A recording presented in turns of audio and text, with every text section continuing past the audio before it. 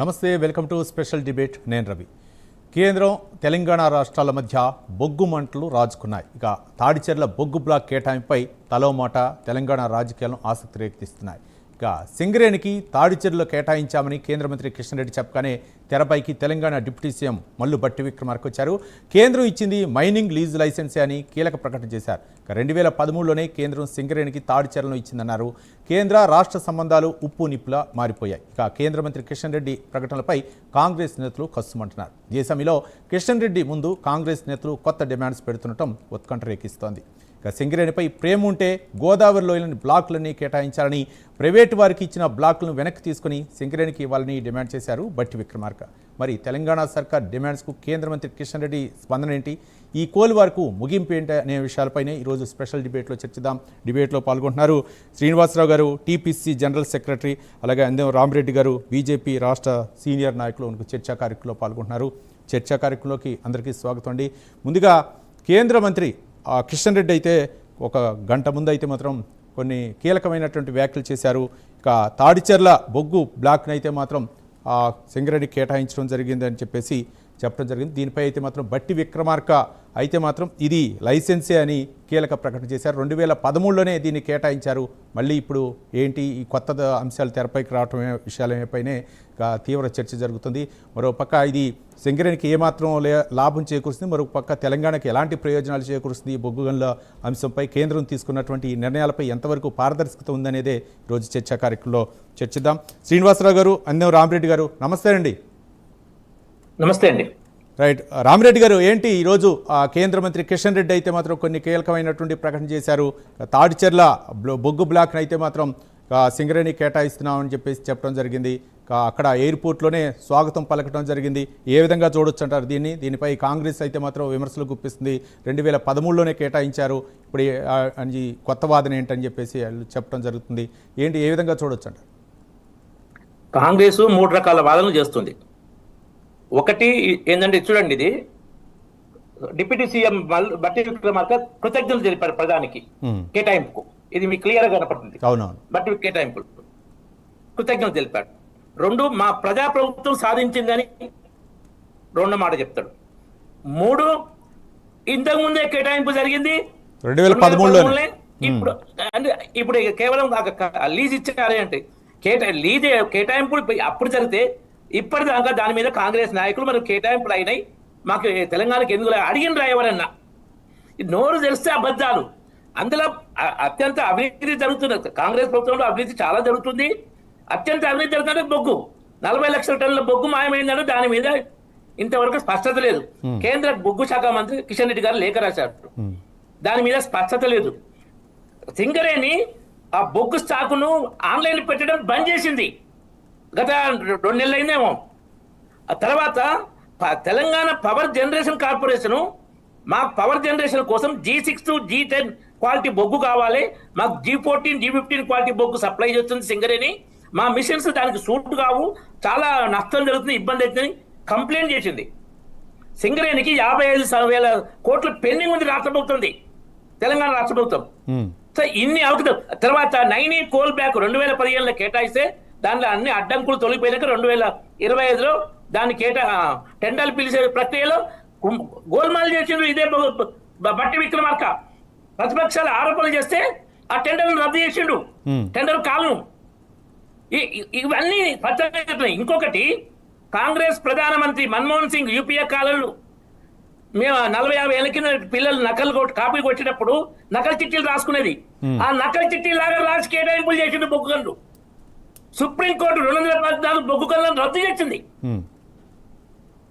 కాంగ్రెస్ ప్రభుత్వం ఆ టైంలో కాల్చే బొగ్గు గనులు మొత్తం 2014 ఆగస్టు సెప్టెంబర్లో తీర్పుతో రద్దు చేసి బొగ్గు గనుల కేటాయింపుకు ఒక పారదర్శక విధానం ఏర్పాటు చేయమని కేంద్ర ప్రభుత్వాన్ని ఆదేశించింది. ఆదేశిస్తే 2015లో కేంద్ర ప్రభుత్వం చట్టం తెచ్చింది బొగ్గు గనుల కేటాయింపుకు. ఆ చట్టం ప్రకారం ఓపెన్ ఆక్షన్ సిస్టంలో కేటాయింపులు జరుగుతున్నాయి. కానీ కొన్ని రాష్ట్రాల అవసరాలు, ప్రభుత్వ రంగ సంస్థలు, కేంద్రం కానీ ప్రభుత్వం రాష్ట్రం ఉన్నప్పుడు దానికి ప్రత్యేక పరిస్థితుల్లో కేటాయింపులు చేస్తున్నారు. నైనీ కోల్ బ్యాక్ అలానే కేటాయింపు అయింది. తర్వాత తాడిచెర్ల పార్ట్ 2 కేటాయింపు కూడా కిషన్ రెడ్డి గారు స్పష్టంగా చెప్పారు. ఎంపీలు అడిగారు, ఎమ్మెల్యేలు అడిగారు, సింగరేణి కార్మికులు అడిగారు, రాష్ట్ర ప్రభుత్వం అడిగింది కేటాయించమని. నేను ప్రధానమంత్రి గారితో మాట్లాడినా ప్రధానమంత్రి గారు తెలంగాణ మీ ప్రేమతో కేటాయించని చెప్పారు. తర్వాత పెద్దపల్లి ఎంపీ వివేక్ వెంకటస్వామి కొడుకు కృతజ్ఞతలు సోషల్ మీడియాలో పోస్టులు పెట్టాడు. ఈ తాడిచెర్ల బొగ్గు కేటాయింపు నేను కూడా కిషన్ రెడ్డి గారిని కలిసి అడిగాను, లెటర్ రాశాను.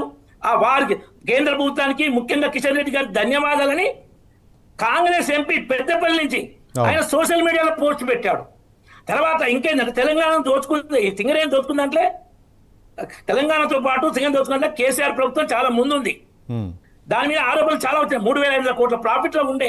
కానీ అప్పుడు ప్రభుత్వం ఇప్పుడు ప్రభుత్వం అయితే మాత్రం సింగరేణి అయితే మాత్రం అక్రమాలకు పాల్పడింది అంటారు. పక్కా అక్రమాలు పడింది. 1,05,600 చిల్లర ఉద్యోగులు ఉండే. ఇది 2001, 2002లో వాజ్పేయి గారు పిఎం, చంద్రబాబు నాయుడు గారు సీఎం ఉన్నప్పుడు. ఇప్పుడు 40,000 మంది. ఎంత ఘోరం చూడండి, ఎంత అధ్వాన పరిస్థితి ఉంది. ఆ తర్వాత దివాలా పరిస్థితి, నష్టాల పరిస్థితి. ఆ 9 కోల్ బ్యాగ్ కేటాయిస్తే దాని లీజు ప్రైవేట్ వాళ్ళకి, అంటే బొగ్గుది చెప్పని ప్రైవేట్ వాళ్ళకి ఇచ్చిన కేసీఆర్. రైట్. అంతమంది కాంగ్రెస్ పీరియడ్లో కూడా ఇస్తే వేరే వాళ్ళకి ఇస్తే రోషయ్య గారు సీఎం రద్దు చేశారు, మళ్ళీ కేసీఆర్ ప్రైవేట్ కి ఇచ్చారు. సో ఈ సింగరేణి 2 కూడా మన ఇది తాడిచెర్ల 2 కూడా గ్రేడ్ 8 క్వాలిటీ బెస్ట్ బొగ్గు మన గెనుకోకు చాలా ఉపయోగపడుతుంది. ఇవన్నీ స్పష్టంగా కిషన్ రెడ్డి గారు చెప్పారు. మొన్న ఒక ఆయన డిటిఓ చనిపోయాడు అక్కడ భూపాలపల్లి దగ్గర. తాడిచెర్ల 1 నుంచి కోల్ తెస్తున్నాడు, ఆ ట్రక్ ఉందో ఆ ట్రక్ కుదో చనిపోయాడు భూపాలపల్లి పవర్ ప్లాంట్ కు. సో మన సింగరేణి, మన తెలంగాణకు విద్యుత్ సంక్షోభం రావద్దు. సింగరేణి నష్టాల నుంచి కోలుకోవాలి, లాభాల పట్ల పట్టాలి, సింగరేణి కార్మికులకు కూడా మేలు జరగాలని కేంద్ర ప్రభుత్వం ఈ నిర్ణయం అయితే తీసుకుంది. రైట్ రామిరెడ్డి గారు ఒక్క నిమిషం. శ్రీనివాసరావు గారు రైట్ రామిరెడ్డి గారు ఒక్క నిమిషం. శ్రీనివాసరావు గారు ఏంటి, ఒక పక్క కృతజ్ఞతలు చెప్తున్నారు కేంద్ర ప్రభుత్వం తీసుకున్నటువంటి తాడిచెర్ల 2 బొగ్గు గనికి, మరో పక్క ఒక పక్కేమో విమర్శలు గురిపిస్తున్నారు. 2013లోనే కాంగ్రెస్ ప్రభుత్వ హయాంలోనే దీన్ని కేటాయించారు. మరో పక్క గత అంటే ప్రభుత్వాలు అవ్వచ్చు, ఇప్పుడే ప్రభుత్వాలు అవ్వచ్చు, కాంగ్రెస్ ప్రభుత్వంలో అయితే మాత్రం చాలా అక్రమాలు జరుగుతున్నాయని చెప్పేసి రామిరెడ్డి గారు ఆరోపణ. ఏంటి బొగ్గువారు ఎంతవరకు వెళ్ళే అవకాశాలు ఉన్నాయి? కేంద్ర ప్రభుత్వం పారదర్శితో నిర్వహిస్తుందని చెప్పేసి ఒక పక్క చెప్తున్నారు, కానీ రాష్ట్ర ప్రభుత్వం అయితే మాత్రం లోపభూయిష్టంగా వ్యవహరిస్తుందని చెప్పేసి బీజేపీ నాయకుల ఆరోపణ. ఎలా స్పందిస్తారు శ్రీనివాసరావు గారు?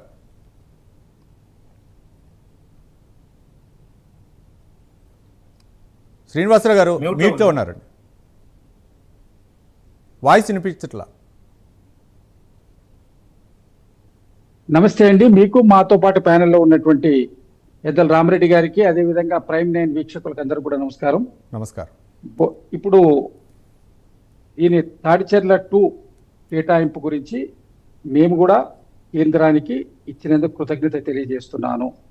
దానితో పాటు ఈ కేటాయింపు 14 సంవత్సరాల క్రితం జరిగినటువంటి యూపీఏ ప్రభుత్వంలో సెప్టెంబర్ 16, 2012 రోజు జరిగినటువంటి కేటాయింపుకు కావలసినటువంటి లీజ్ అగ్రిమెంట్ను వీళ్ళు ఈ రోజుకి ఇవ్వడం జరిగింది. 1/70 కింద ఉన్నటువంటి ఈ ల్యాండ్స్ లో ఖచ్చితంగా కేంద్ర ప్రభుత్వం పర్మిషన్ తీసుకొని ఇవ్వాల్సినటువంటి అవకాశం ఉంటుంది. కాబట్టి వాళ్ళు 14 సంవత్సరాలు పెండింగ్ అయిన తర్వాత ఇవాళ వచ్చింది. గత 10 సంవత్సరాలుగా ఉన్నటువంటి బీఆర్ఎస్ ప్రభుత్వం దీని మీద సరైనటువంటి శ్రద్ధ చూపకపోతే 2.5 సంవత్సరాలు 30 నెలలుగా ఉన్నటువంటి కాంగ్రెస్ నేతృత్వంలోని ప్రజాప్రభుత్వం, ముఖ్యమంత్రి రేవంత్ రెడ్డి గారు, బట్టి విక్రమార్క గారు, అదేవిధంగా అక్కడ శ్రీధర్ బాబు గారు, వీరందరూ కూడా చాలా ప్రమేయంతో, ముఖ్యంగా ఐఎన్టీసీ నాయకులు సంజీవ్ రెడ్డి గారు 2010 నుంచి 12 వరకు వారు చేసినటువంటి తీవ్రమైనటువంటి విజ్ఞప్తుల మేరకు 12 సెప్టెంబర్ 16 దీని అలాట్మెంట్స్ జరిగినాయి.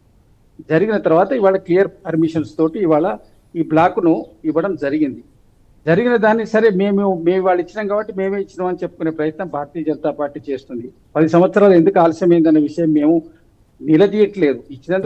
శ్రీనివాసరావు గారు సరే ఇచ్చారు, మీరు అలాగే మీ అధిష్టానం కూడా, కాంగ్రెస్ అధిష్టానం కూడా కృతజ్ఞతలు చెప్తున్నారు. మరోపక్క బట్టి విక్రమార్క కూడా అభినందనలు తెలుపుతున్నారు, ఇచ్చినందుకు కృతజ్ఞతలు తెలుపుతున్నారు కేంద్రానికి. కానీ ఇందులో మాత్రం గత ప్రభుత్వం, ఇప్పుడు ప్రభుత్వం, కాంగ్రెస్ ప్రభుత్వం కూడా అక్రమాలకు పాల్పడుతుంది. ఒక పక్క లీజు లైసెన్సులు రద్దు చేయడం, మరో పక్క ప్రైవేటు వ్యక్తులకు కట్టబెట్టడం, ఇదే జరుగుతుంది. ఇప్పుడు వరకు కూడా 40 లక్షల టన్నులు అయితే మాత్రం మాయమైంది. దీనిపై ఇంతవరకు కూడా మేము అడిగినా సరే రాష్ట్ర ప్రభుత్వంలో స్పందన లేదని చెప్పి జరుగుతుంది. మరోపక్క ఉద్యోగాల విషయంలో కూడా చాలా అక్కడైతే మాత్రం కొరత ఏర్పడుతోంది. గత ఉమ్మడి ఆంధ్రప్రదేశ్ హయాంలోనే 1,00,000 ఉద్యోగాలు ఉన్నాయి, ఇప్పుడు 40,000కే పరిమితమయ్యాయి. కారుణ్య నియామకాలు వచ్చు, రకరకాలైన వీటికన్నిటికి కూడా రాష్ట్ర ప్రభుత్వమే బాధ్యత వహించాలని చెప్పేసి బీజేపీ నాయకుల యొక్క ఆరోపణ. ఒక వ్యవస్థ లోపల అనేకమైనటువంటి సమస్యలు ఉంటాయి. కారుణ్య నియామకాలే కానివ్వండి, ఉద్యోగస్తుల సమస్యల్లో ఉన్నమాట వాస్తవం. దాన్ని పరిష్కరించే దిశగా 9-9.5 సంవత్సరాలుగా సరి అయినటువంటి నిర్ణయాలు లేక సింగరేణి యొక్క కార్మికులు ఇబ్బంది పడ్డారు. దాన్ని ఘాటిలో పెట్టే ప్రయత్నంలో సరైనటువంటి నిర్ణయాలు తీసుకొని కాంగ్రెస్ ప్రభుత్వం ముందుకు పోతుంది. ఇప్పుడు మనం చర్చేటువంటి అంశంలో కూడా వీరు ఏవైతే ఇంతకుముందు 170 యాక్ట్ను కూడా తుంగలో తొక్కి వీరు ప్రైవేటు వ్యక్తులకు కేంద్ర ప్రభుత్వం ఏ విధంగా ఆక్షన్స్ వేసి ఇచ్చింది, మరి ఆ విషయాన్ని ముందు వాళ్ళు గమనించుకోవాలి. అది ఎక్కడ జరిగింది? 170 యాక్ట్ను తుంగలో తొక్కుతూ ఇంతకుముందు గతంలో చేసినటువంటి ఆ మైన్స్ను వాళ్ళు అక్కడ పెట్టిండ్రు. అదే కాక ఇప్పుడు రావాల్సినటువంటి మణుగూరు, సత్తెనపల్లి, అణుగూరు, తర్వాత 7 మైన్స్ ఉన్నాయి. ఆ 7 మైన్స్ ను కూడా రాష్ట్ర ప్రభుత్వానికి ఇస్తే సింగరేణి పూర్తి స్థాయిలో లాభాలకు వచ్చేటువంటి అవకాశం ఉంటుందని చెప్పి అక్కడ కార్మిక సంఘాలు వాళ్ళు అనేక మంది నాయకులు విజ్ఞాపనలు ఉదయం నుంచి జరుగుతూ ఉన్నాయి. దీంతో ఒక 12 నుంచి 1,500 మందికి ఉద్యోగస్తులకు, అదేవిధంగా రాష్ట్రానికి కూడా అదనంగా ఆదాయం ఏర్పడేటువంటి ఆస్కారం ఉంది. కాబట్టి ఈ రాష్ట్రంకు సంబంధించినటువంటి బొగ్గు శాఖ మంత్రులుగా ఉన్నటువంటి కిషన్ రెడ్డి గారు ఆ మిగిలిన వాటిని కూడా ఇచ్చే ప్రయత్నం చేయాలి. కానీ కేవలం ఇచ్చిన దాన్ని ఎప్పుడో ఇచ్చినటువంటి దానికి ఇవాళ పర్మిషన్స్ ఇచ్చి పూర్తిగా మేము చేసినాం, ఇది పూర్తిగా మా విజయం అని చెప్పుకోవడం, వాళ్ళు చెప్పుకోవచ్చు, మాకేం అభ్యంతరం లేదు. కానీ సత్యాలు ప్రజలకు తెలియజేయాల్సినటువంటి అవసరం ఉన్నది కాబట్టి భట్టి గారు కూడా ఆ విషయం చెప్పడం జరిగింది. రైట్. రామిరెడ్డి గారు, గోదావరి పరిసరాల్లో ఉన్నటువంటి గోదావరి కని పరిసరాల్లో ఉన్నటువంటి బొగ్గు బ్లాక్లన్నీ కూడా ఆ రాష్ట్రానికి ముఖ్యంగా సింగరేణికి కేటాయించాలని చెప్పేసి ప్రధానమైనటువంటి డిమాండ్. దీనిపై ఏ విధంగా స్పందిస్తుంది బీజేపీ? అప్పుడు యూపీఏ కాలంలో ఈ సుప్రీంకోర్టు ఏం చెప్పిందంటే బొగ్గు కేటాయింపు విధానం స్క్రీనింగ్ కమిటీ అనుసరించిన పద్ధతి పారదర్శకంగా లేదు మరియు ఎటువంటి స్పష్టమైన ప్రమాణాలు పాటించలేదని అత్యున్నత న్యాయస్థానం స్పష్టం చేసి దానికి ప్రత్యేక చట్టం తేవాలని కేంద్ర ప్రభుత్వాన్ని ఆదేశించింది. అప్పుడు కాలంలో ఎన్ని కుంభకోణాలు జరిగినా అందులో ఒక పెద్ద కుంభకోణం బొగ్గు కుంభకోణం మనకు తెలుసు. ఆ కుంభకోణాలతోనే బొగ్గు కేటాయింపు రద్దు చేసి సుప్రీంకోర్టు బొగ్గు లేక విద్యుత్ కొరత దేశంలో ఏర్పడ్డది. దానికి కారణం కాంగ్రెస్ అవినీతి. సో కేంద్రం అది సుప్రీంకోర్టు ఆదేశించింది కాబట్టి ప్రత్యేక చట్టం చేయడం జరిగింది. ఆప్షన్ ద్వారానే ఓపెన్ బిడ్డింగ్ ద్వారానే దీన్ని చేయాలని. ఓపెన్ బిడ్డింగ్ లో సింగరేణి కూడా పాల్గొనొచ్చు. ఆ ఓపెన్ బిడ్డింగ్ లో పాల్గొని తీసుకోవచ్చు ఏదైనా, ఎందుకంటే సుప్రీంకోర్టు ఆదేశాలు కాబట్టి ఇచ్చి. అయితే కొన్ని ఎక్సెప్షన్స్, దేనికైనా కొన్ని ఎక్సెప్షన్స్ ఉంటాయండి. ఈవెన్ క్రిమినల్ లా కూడా ఎక్సెప్షన్స్ ఫ్రమ్ క్రిమినల్ లయబిలిటీ అని ఉంటుంది. సో ఆ ఎక్సెప్షన్స్ ఏంటంటే రాష్ట్ర అవసరాల దృష్ట్యా, రాష్ట్ర పబ్లిక్ సంస్థ అవసరాల దృష్ట్యా కొన్ని 1, 2, 3 అట్లా కేటాయిస్తారు. నైని కోల్ బ్లాక్ కేటాయిస్తే దాని టెండర్ల గందరగోళం వీరు. ఇదే బట్టి విక్రమార్క. అది 2015లో కేటాయిస్తే 2025లో దానికి వచ్చింది. అది ఏది వర్క్ కాదు. అందులో ఇప్పటికీ నైని కోల్ బ్లాక్ నుంచి బొగ్గు తీయాలి. అది వీళ్ళు చేసే దుర్మార్గాలు ఇట్లుంటాయి. తాడిచెర్ల వండిస్తే అప్పటి కాంగ్రెస్ ప్రభుత్వంలో రోసయ్య కన్నా ముందు ఆ కాంగ్రెస్ అది వేరే వాళ్ళకి కాంట్రాక్ట్ ఇచ్చిండు వైఎస్ఆర్.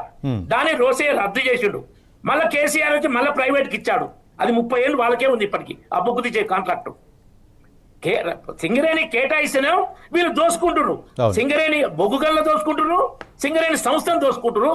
ఇంకా మాకు ఇవ్వండి, ఇంకా బొగ్గు గనులు గనులు ఇవ్వండి, మేము దోసుకు తినాలని అంటే అది ఏమన్నా పద్ధత? రామిరెడ్డి గారు, అంటే కేంద్రం ఆధీనంలో ఉంటే దీనికి కొంచెం రక్షణ ఉంటుందంటారా, లేకపోతే రాష్ట్రాలకు అప్పచెప్తే మాత్రం ఇందులో మాత్రం అంటే కుంభకోణాలు ఎక్కువగా జరిగే అవకాశాలు ఉన్నాయంటారా? ఈ కాంగ్రెస్ ప్రభుత్వమైనా కేసీఆర్ ప్రభుత్వమైనా కుంభకోణాల ప్రభుత్వమే. కాంగ్రెస్ కేసుల కేసీఆర్ పండబెట్టిండు. అది కెమెరా ముందు ఓపెన్ గా రేవంత్ రెడ్డి కేసే, ఓటుకున్నోటు కేసు 2015 11 ఏళ్ళైంది. అది దాని విచారణ జరిగిందా? 11 ఏళ్ళ నుంచి. కేసీఆర్ దోపిడీ కేసులు ఇన్ని కేసులు ఉన్నాయి. ఏ ఒక్కరిని జైలు పంపిరా? ఏదైనా కేసు తీర్పు వచ్చిందా?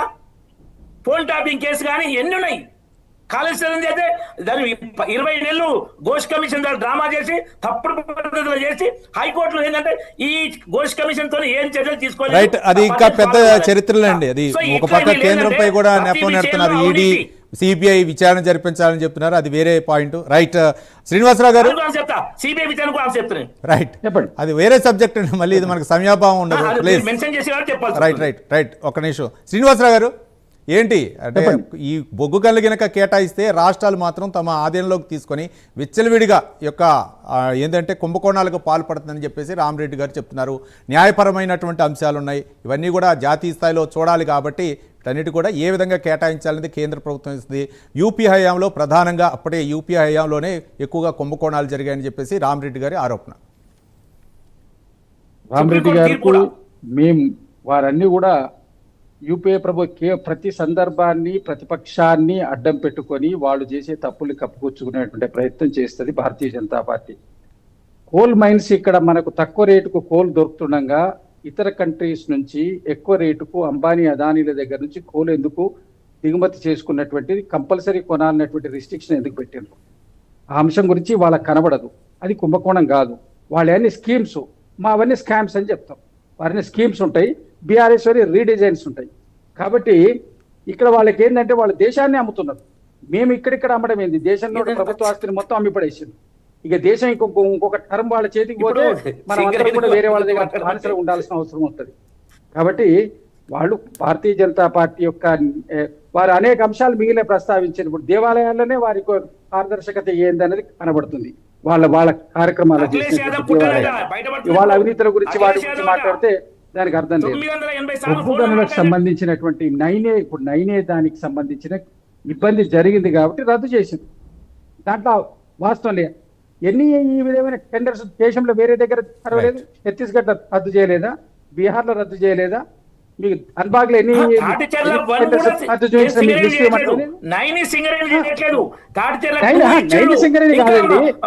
ఒక కార్యక్రమం జరిగే పొరపాటు జరిగింది, రద్దు చేసింది, అక్కడ అలాట్ చేయలేదు. మీరు దాన్ని ప్రస్తావించి ఇవాళ ఈ ప్రస్తావనకు సంబంధించి 2012లో శాంక్షన్ చేసిన మాట వాస్తవమా అబద్ధమా? యూపీఏ ప్రభుత్వం ఈ 14 సంవత్సరాలు మీకు అలాట్ చేయడానికి ఎందుకు పట్టింది? దానికి ముందు సమాధానం చెప్పండి. అది మేము అడగకుండా స్వాగతిస్తున్నాం, కృతజ్ఞతలు చెప్తే మీరు అది కాదు, మీరు ఇవన్నీ మేమే చేసాం కాబట్టి మీరు అంత ఒప్పుకోవాలంటే ఎట్లా? మేము మీకు చేసిన దానికి గౌరవంగా ఒక డెకోరియం ప్రకారం ప్రజాస్వామ్యబద్ధంగా కేంద్ర ప్రభుత్వానికి ఫెడరల్ వ్యవస్థ స్ఫూర్తితోటి గౌరవించి మీకు మేము కృతజ్ఞతలు తెలిపాం. దాన్ని కూడా తప్పట్టుకుంటే రామరెడ్డి గారు మేము చేసినామని అంటున్నారు కాబట్టి కాలయాపన ఎందుకు చేసిండ్రు? ఇంతకాలం ఎందుకు లేట్ అయింది?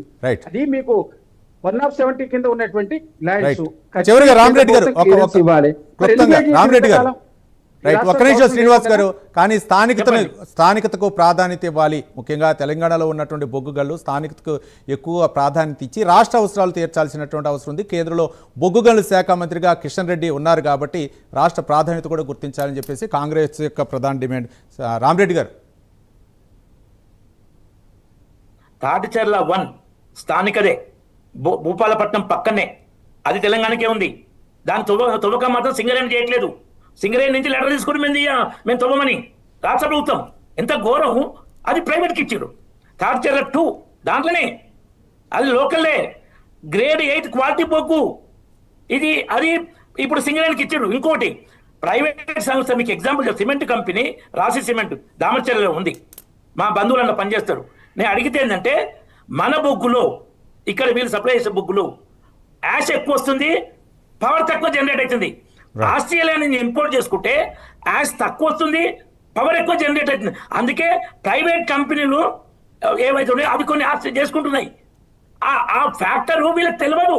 రైట్, చూద్దాం అండి. రామరెడ్డి గారు, శ్రీనివాసరావు గారు, థ్యాంక్ యూ అండి.